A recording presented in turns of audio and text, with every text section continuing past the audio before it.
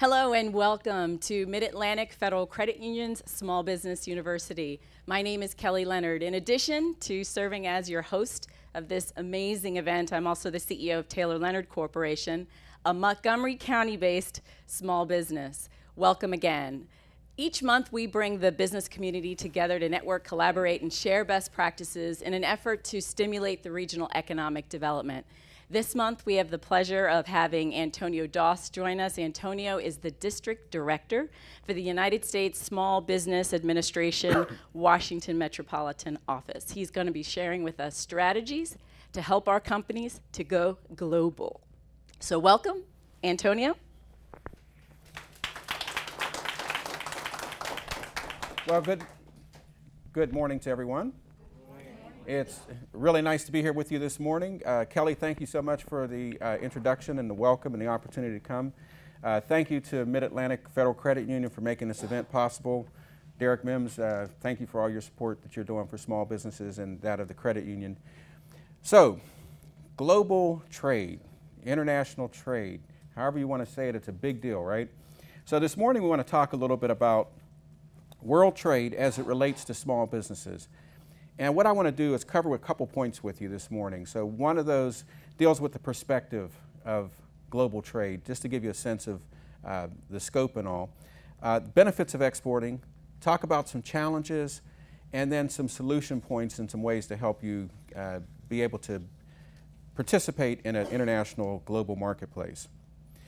So first, let's talk about the perspective of global trade. And I want to couch this in terms of the GDP, or the gross domestic product, which is a term I think everybody hears thrown about from time to time. I don't really know how well everybody understands what GDP is, but they all hear it and they know it's a nice item. So GDP is actually the market value of all the goods and services that are produced within a particular market area. Typically it's a state or it's a country or something to that effect. But it is a key measure of economic impact that a particular region is having. So it's one that we'll cite right here because it does describe the economic performance of a region. So the Maryland GDP, we'll start with Maryland just to give you a perspective. $350 billion is the Maryland GDP, which sounds like a very high number, and you wonder, well, what does that really mean relative to anything else? Well, relative to all the states in the United States of America, it's the 15th highest GDP. I thought that was pretty impressive when you consider Maryland is not one of the largest geographic states, so to have the number 15 GDP at $350 billion is pretty impressive. So US GDP, $17 trillion. So it's our first time bringing up the T word, trillion. So you can see 350 billion to 17 trillion. When you look at all global GDP, the number jumps up another level to $77 trillion. So it's a huge marketplace, and when you do the math, what you find is that there's roughly about a $60 trillion difference between the United States GDP and the GDP that exists in all of the world. So what that means is 77.5% of all GDP rests outside of the United States. Who would have thought that? For many of us with our Americentric viewpoint that everything revolves around the United States, how could it be possible that we weren't already 90% of the world's GDP, right? So that gives us a little bit of perspective about how big the marketplace is outside of the U.S. So I want to talk for a couple minutes about some of the benefits of exporting and why you might want to consider it as a company. So the first one I want to get to is one of my favorites always is about revenue diversification, because revenue diversification and growth are key fundamentals to the success of a business as far as I'm concerned. I've seen it played out many, many different ways, but at some point in time, too many eggs in one basket, as old as that saying is still true. And so even if your eggs are in the basket of the federal government or this marketplace here, which is a strong, robust marketplace, we do know that over time there have been hiccups. You know, we've had sequestration, for example. We've had a government shutdown. So even our most reliable sources of revenue can sometimes have a blip in them. And depending on how strong you are positioned as a small business, that blip is a blip or it's a big, big bump that you have to face and get over. Another part about this revenue diversification is that we find that companies who export grow faster, and according to a study, they actually stay in business 8.5% longer than those businesses who don't export. So if longevity of your business is important, exporting is a way to be able to make that happen. And of course, anytime you have multiple streams of revenue, whether it's your domestic market here and your international, when one does have an upturn or a downturn, you've got something to balance against it, particularly on the downturn side. So diversification is a critical piece to me of any business strategy to make sure you've got as many income sources as possible. I think another big reason, a second one, is about the operating environment. So in the last several decades, we've just seen a major change in the environment in terms of the internet. You know, years ago, no one had access to the information that we have, that we carry with us literally in our pockets and our purses with our cell phones these days. So that information is very, very helpful to have, and it's readily available.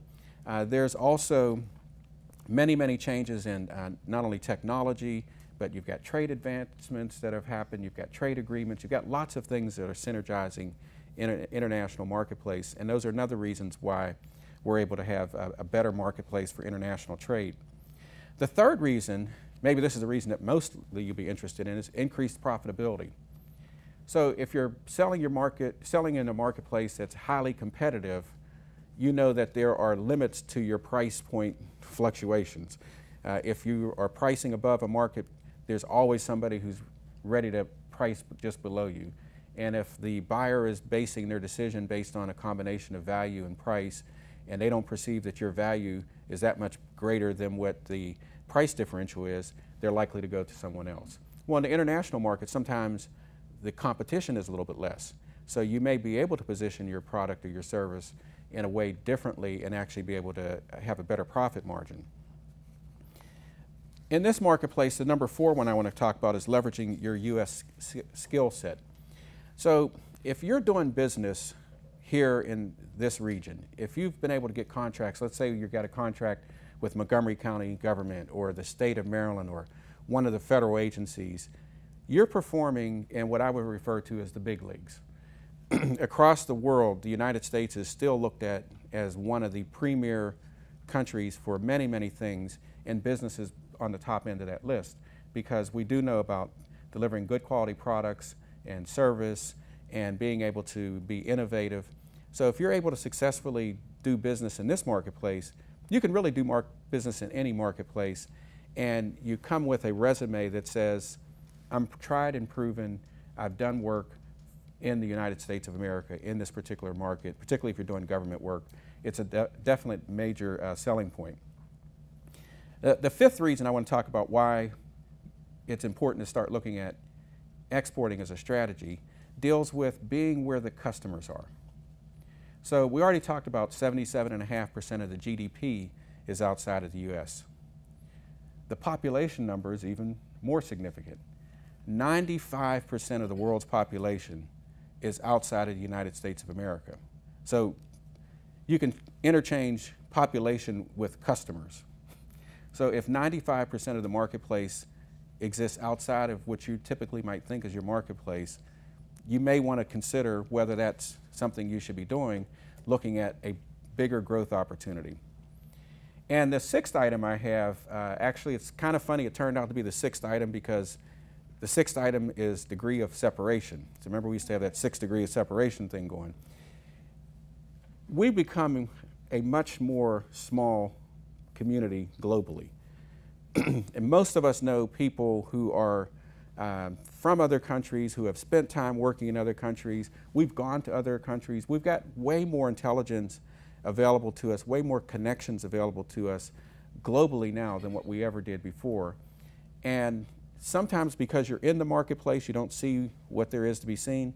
So in the DC marketplace area, in this greater Washington, Maryland, we've got an economic and individual diversification that is way different than many other places across the United States, to be honest with you. So the connections and the capabilities that you have here are unique actually in terms of being able to have some of that small degree of separation with other people from other countries, more so than it is in many, many other states and many, many other cities across the region or across the country. So those are a couple reasons why you should think about exporting. So even with all that, out of all the small businesses that export, less than 1%, out of all the small businesses that exist, less than 1% actually export. Kind of crazy, right? There's all these businesses. There's 28 million small businesses in the United States, and not even 1% export. Other countries have numbers that blow that away. We are way on the bottom end of exporting as a country. And again, because we're in America and we feel like everything works pretty well here. But there's many, many more opportunities that are out there to be had. So why are businesses often not exporting? So I think some of it has to do with planning and prioritization. Some just don't plan for it. It's not an important thing to them. They haven't prioritized it. Again, they've got the close available dollar, whether it's locally with the county government or local customers, and so they're not so much worried about getting outside of the marketplace. And exporting is sometimes just not even part of their strategic plan. Anytime we typically talk to business owners, we're always saying, at least make sure you think about it. It may or may not be the right strategy for you, but you should at least be thinking about it to make a determination as to whether or not it is. There's also not always a lot of knowledge about exporting that businesses have. And that's understandable, because if you haven't done it, then you don't know about it. And if you don't know about it, then you'll get around to it when you know about it, and you may never actually make those steps to do so. For those who may think about doing it, there's a question of, well, how do I do it? And it's expensive. And my cash is not sufficient enough to be able to allow me to do that, so I'll wait until I build up a little more cash. Maybe they'll take that strategy. And then there's some who just don't have the access to exporting. So I want to say a couple things to those challenges that some business owners think. So if your roadblock really is about a lack of planning, it's not a part of your strategic plan, at SBA, between us and our resource partners, we've got ways that we can really help you with that. Our small business development centers, for example, have gone through pretty extensive training in the exporting field, as well as being well equipped to help you develop and extend your strategic business plan. So if you're thinking about whether this is something you should do, you should reach out to our Small Business Development Center. We've got one right here in Maryland, based at the University of Maryland, and they've got locations around the region. They can help you understand how to put that into your plan. So that's one thing I wanted to make sure you're aware of. Also, we have people in our office, our economic development specialists, our international trade lending specialists, all are available to help you think through those decisions. If you're concerned about the financial side of exporting, we understand that as well. And at the SBA, one of the things we do is help people get financing. So, for example, we've got SBA loan guarantee programs, and we've got a wide variety of SBA loan guarantee programs. The guarantee program we have that has the highest guarantee percentage is for our exporting product. Up to 90% loan guarantee for an export loan, which is huge. It's the only one we have that's that high. And those loans can be available up to $5 million through our export program. So we can help you get the money that you need for any of the activities that you have, including things like purchase order financing and developmental activities in pursuit of your exports. If you're trying to figure out how to access a foreign marketplace, and that's always a question about exactly how do you do that, well, we've got ways that we can help you to find the answers there as well. SBA has issued a grant program the last several years, which we refer to shortly as STEP, but it's the State Trade and Export Promotion Program. And we provide grant funds to a number of states around the country. Maryland is one of our recipients. And they run a program called Export Maryland. So if you're trying to get access to exporting markets, you can work with the folks at the Maryland International Business Group, where we have the Export Maryland program. Firms can get, if they're eligible and they participate in this program, get up to $10,000 in reimbursement for international market project expenses, up to $10,000. Plus, participating in this program, you can get up to 40 hours of assistance from the Maryland Department of Commerce's trade experts, and we've got locations also with that program at 9 different countries across the globe. That's available to you. If you're interested, reach out to the Export Maryland team, and they can provide you with assistance. Additionally, in areas such as international market and industry research, because sometimes you just don't know where you should start, casting your fishing line. They can help you with assistance on marketing products and services abroad. They can help you in terms of participating in foreign trade shows and trade missions. Like, did you ever expect that you'd be on a trade mission? Well, you might think that that's possible, because it is. And being able to get on a trade mission and build those relationships is a very important thing. So you know a lot now about the benefits of exporting. There's another benefit to exporting that I want to share, and it's more comprehensive to all of us. So when we do business as we normally do business around the region, we're recycling the same dollar pretty much around the area. I'm buying from you, you're local, you're buying from somebody else, they're local. That dollar keeps floating around. It's hard to grow the economy just passing the same buck around. But when we export, now we're bringing in fresh new dollars. We're bringing in money that's not already in our economy, and we're helping to grow the size of the economy. We're helping to grow the size of local businesses. We're helping to grow the number of jobs. And we're diversifying, back to that diversification piece earlier, we're diversifying our economy, because our economy is always very reliant on the federal government, always reliant on tourism and some other things. But this helps us to be a stronger, more durable, more lasting economy as well. So there are many, many, many advantages to the exporting. So I want to just recap, because I threw a bunch of numbers out, and I don't know how many of you caught all those numbers, but a couple of the key ones. 77%, that's the GDP outside the U.S. 95%, that's your potential customers outside of the U.S.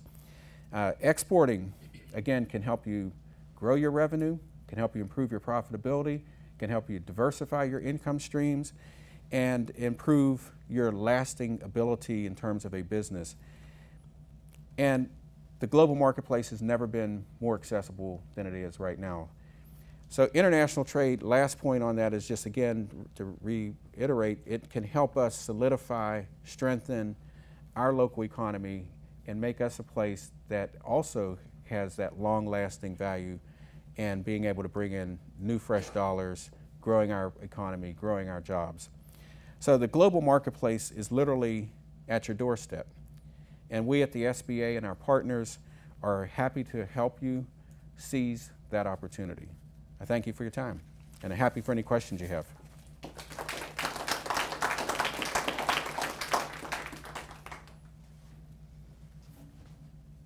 All right, we have a question. Someone's got to be first. All right.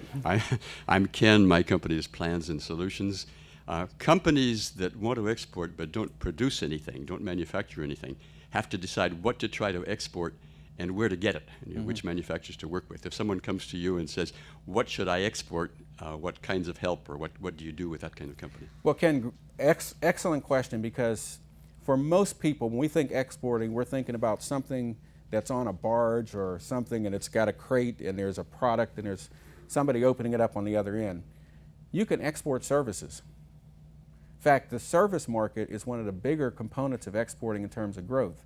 So if there's a service that you provide to an entity here locally, Ken, there's no reason that a similar service couldn't be available for exporting. And it can be all types of different services, but if you think about a lot of the, for example, a lot of the people who are in the government contracting field who do IT support and services, they're helping entities figure out how to manage their IT infrastructure. Right now, cybersecurity is a big thing. Well, if you can do that here, there's no reason that you can't help another country who's got a similar challenge. And that's a really good example of a service that's globally in need, no matter where you are. Thank you. Thank you very much, Ken. Hi, my name is Joe Gillen. My question relates to, especially in the technology sector, there's the concern about the ITAR regulations, technology transfer, and national security concerns. Do you help small businesses deal with that issue? Yeah, we do, because that is a critical thing. If you're, obviously if you're working with one of the, the three-letter acronym agencies, there are some things that are probably going to be restricting in terms of what you can do outside of the U.S. But that's a slice of the marketplace that has that potential. But we do help the firms understand, what those considerations might be and where you can decide to go with your work, because maybe you do a certain part of that technologically sensitive work, but there may be some other parts of your company that do some other things that would be still effective. It even impacts civilian work, like contractors with NASA and all are affected by that too. So. Yes, they are. Thank you. Sure.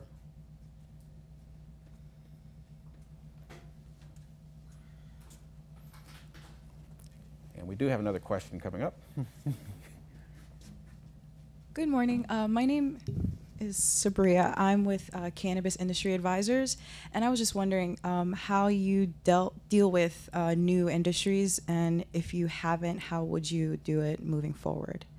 So new industries is something that we deal with all the time, whether it's a new slant to an existing industry or something altogether new. When I talked before about research, research is always an important thing. And this works both on the international side and the domestic side. When I mentioned our small business development centers, one of the things that they have is access to a national clearinghouse, which includes a research component. So if a business owner or an entrepreneur is thinking about going down a particular path, they've seen some blue space out there that nobody has captured yet, you can come to our Small Business Development Center and say, here's where I'm thinking about going, this is how I think I can make money. I find that there's a spot in the marketplace that's not really being handled by anybody in the way I think I can handle it, but I need some more information. We can help you construct research to tell you what that marketplace might look like, what kind of considerations there may be, and provide you with some information that'll help you make a more informed decision around how you strategize and plan for that particular market. Thank you. Sure.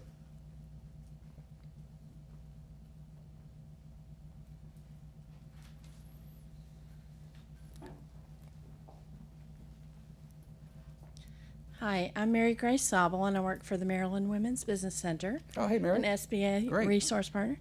Can you tell me how you, what resources you have for small business to educate them about the regulations and the customs that may differ in foreign markets? Yeah, that's an excellent question.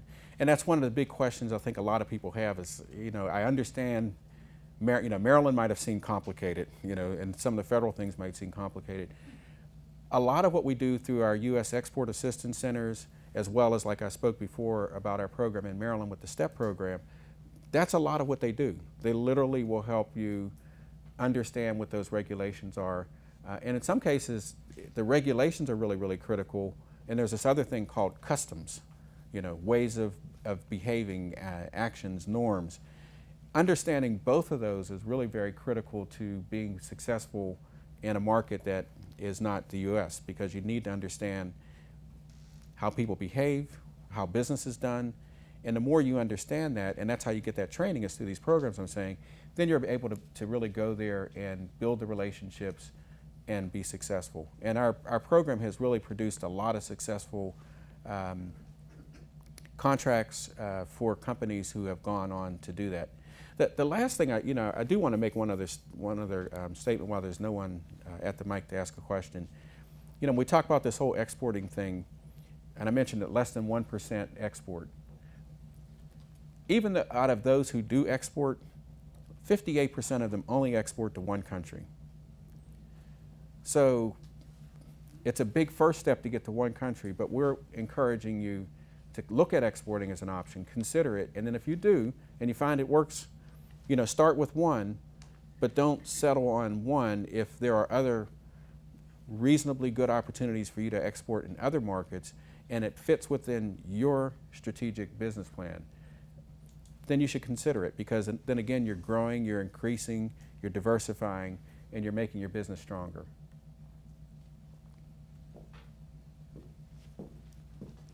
I'm Shelley Magnazzi from District Creations, and Hi, Shelley. my question is regarding competitiveness. Cost of production and even IT costs abroad are so much more economical there than here. How can we be competitive with those markets? So you're talking about pricing, and you're talking about the labor cost that we have here, which is often more expensive than other countries. Correct, but particularly in Asia. Yes, Asia as well as, when we say Asia, I think sometimes people think, Japan and China, but India, Pakistan, all those areas are also Asia as well. And there are some cost differentials that are there. And again, that's what the folks at the Maryland, the Export Maryland program and our USIACs can really help you sit down and look at, okay, if this is what you're trying to do, let's look at what the competitive landscape is there. Let's find out where your opportunities are and look at what the pricing scenarios might be for you in those particular markets. Because maybe it's not the market that you think you want to go into that's the right one, but there might be some other countries where your price points might be more advantageous. Okay, thank you. Sure. All right, and here comes Skelly. I don't want to trip you up. This was awesome. So thank you so much, Antonio. So I have a few takeaways that I've written down here. So surprising, the connectivity between longevity and exporting. Didn't realize that for small business. So that's something definitely to think about.